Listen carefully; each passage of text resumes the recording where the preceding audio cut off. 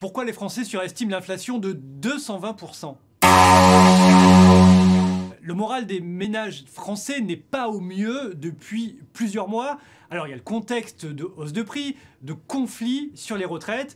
Eh bien ça pèse de plus en plus fort sur le moral des ménages et notamment sur leur vision de l'avenir. Selon un sondage Odoxa pour BFM Business, on est aujourd'hui à 83% de Français qui se disent défiants, pessimistes pour l'avenir.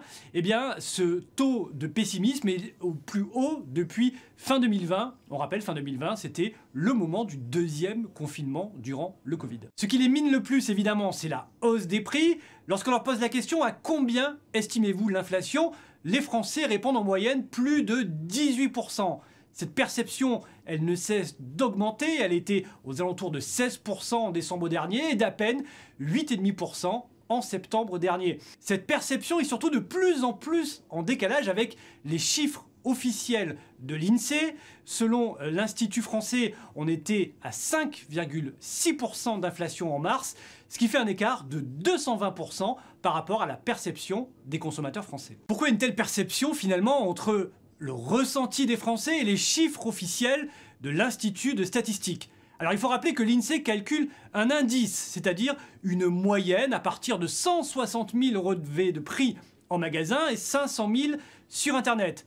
À partir de ces relevés de prix, l'INSEE établit un panier en fonction d'une moyenne de consommation des Français. Par exemple 15% pour l'alimentaire ou encore 15% pour le logement. Eh bien, si vous consacrez plus de budget à l'alimentaire, votre ressenti de la hausse des prix sera plus important. Car c'est d'ailleurs ça le nœud du problème, c'est la hausse des prix alimentaires.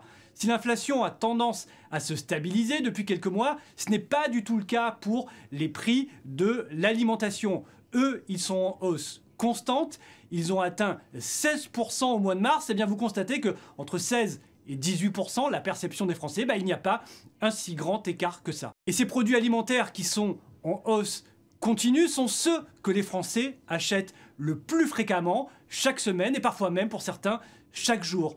Or, les Français ont tendance à estimer l'inflation en fonction de la hausse des prix de leur chariot de course.